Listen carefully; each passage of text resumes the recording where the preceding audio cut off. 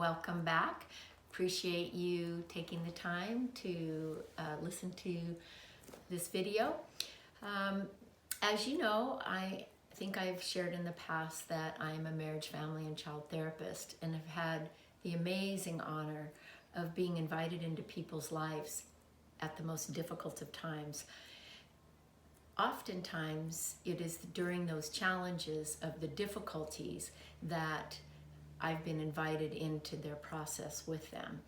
And it is an amazing experience to be walking alongside someone or a family or a child when they're really trying to sort things out during the challenges that they're faced with.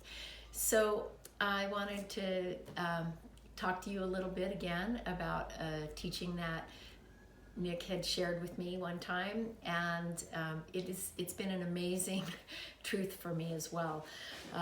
Years ago, about 18 years ago, I was going through a very dark night of the soul, and my heart was breaking. Life that I had known was over, and I was taking an entirely different path. And one morning I was driving out to the reservation, and I was just crying out to the universe, needing to talk to Nick. I just needed to have his words. And lo and behold, I go to the gas station, and who is there but Uncle Nick? And I said to him, Nick, my heart is breaking, and I need you to pray for me. And in his infinite wisdom, he says, oh, your heart is fine. It's your mind that's sore. And, as a therapist, we know what that means. We're talking cognitive behavioral therapy. We're talking changing.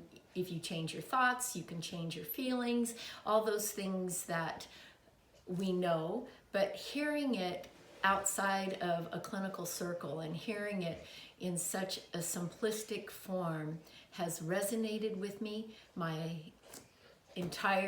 the rest of my career here. So when he was saying, your heart is strong, but it's your mind that's sore, basically, when I come to understand that our heart is really a powerful essence of who we are. Not the organ itself, obviously, but the essence of our heart that allows people in and allows to flow with the experiences of our life. Predominantly in this culture, we're taught to chase the illusion. And it brings about suffering. We need more of this, a different that, if I only had this.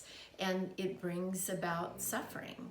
And when you settle in to the radical acceptance of the situation that you're currently in, you can navigate through it in such a way that you are stronger when you come through the other side, not resisting it.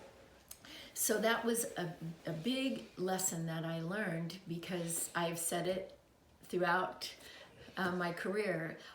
It's your heart is strong, it's your mind that's sore, because the thinking is from our experience. And our experiences are limited. Right between here, it's the environment we grew up in, it's the books we've read, it's the things that we've been exposed to, and so we're limited.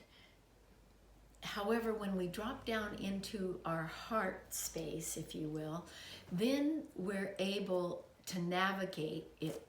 For example, when Nick had told me, oh, what you're asking for is frosting, Loni, you have everything you need. So again, chasing the clouds of illusions of needing something, wanting something, and really what he was instilling was, I have everything I need because I have my heart. And that's the truly important piece of all this. So learning how to expand that heart. And I'm going to give you a little tip if you want to try it. If you do some breath work right here with me right now, and you breathe deeply, and you think about a beautiful experience that you've had with someone or something, or just a time in your life when it was just overwhelmingly wonderful. Breathe into that space and feel that, and feel what happens in your heart, how it illuminates, how it gets lighter, how it gets more expansive. Now, with the same exercise, do some breath work right here, and think about a time that you were angry and that things weren't going right and how upset you were. And then feel in that chest area, feel what it feels like now. It feels restrictive, it feels tight. You know, the chest gets tight. So we have the medicine within us to live from an expansive place. And the way that we do that is with radical acceptance of our current situation. So I wanted to just share that with you today. It's a simple truth, but it's something that if you can practice it, it will develop over time, where you can really begin to recognize those two different states that you have. Now, I had talked with you a little bit last time about the diversity of my career. And one of the places that I landed at was working at San Diego Hospice. And I was a clinical supervisor there, working with interns that were being introduced into the field.